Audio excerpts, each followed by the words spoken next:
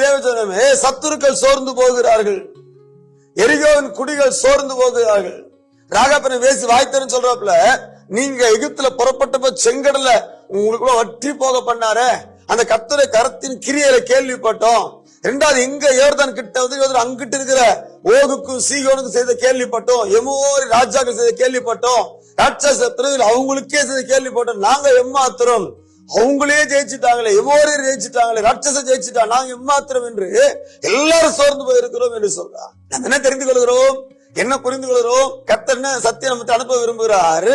கர்த்தருடைய கரத்தின் கிரியைகளை வாசிக்கணும், கர்த்தர் கிரியைகளை யோசிக்கணும், கரத்தின் கிரியைகளை தியானிக்கணும், கர்த்தருடைய கரத்தின் கிரியைகளை விவரித்து பேசணும். கர்த்தர் என்னென்ன செஞ்சார், இன்னும் கொஞ்ச காலத்துக்குள்ளே கர்த்தர் இஸ்ரவேலுக்கு என்னென்ன செய்தார்னு சொல்லப்படும் என்று பிலேயாம் சொல்லுகிறார். இன்னும் கொஞ்ச காலத்தை பார், என்னெல்லாம் செஞ்சாரு வரும்பார், லிஸ்ட் பார். அன்பது, உங்க வாழ்க்கையில அவனுக்கு நிறைய செய்தி இருக்கு. உங்களுக்கு எனக்கு நிறைய செய்தி இருக்கிறார். செய்ததை நினையுங்கள், செய்ததை யோசியுங்கள், செய்ததை தியானியுங்கள். என் வாழ்க்கை எப்படி மாற்றான செஞ்சிருக்கிறார், எப்படிப்பட்ட உயர்வை கொண்டு வந்திருக்கிறார், எப்படிப்பட்ட பரிசுத்தத்தை அதை கொண்டு வந்திருக்கிறார். என் வாழ்க்கை அதை கர்த்தரை கத்துக்கிற யோசிங்க. அதனை யோசிக்கும் போது அதில் விவரித்து பேசுவீங்க. கர்த்தர் வாழ்க்கை இடைப்பட்டா, தூக்கி எடுத்தா, இதை கேட்கிற சத்துரு சோர்ந்து போவான். ஓ, இவன் வாழ்க்கையில கர்த்தர் கிரிச்சு ஆரம்பிச்சுட்டாரு, கர்த்தர் கூட இருக்கிற, கர்த்தர் ரட்சித்து இருக்கிறாரு, கர்த்தர் கூட இருக்கிறது, அதை கேட்குமா சோர்ந்து போவான்.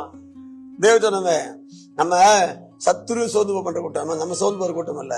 நீ கர்த்தர் கரத்தின் கிரியைகளை வாசிங்க, யோசிங்க, தியானிங்க, விவரித்து பேசுங்க. அப்ப பாருங்க, நீ உற்சாகம் அடைவீங்க.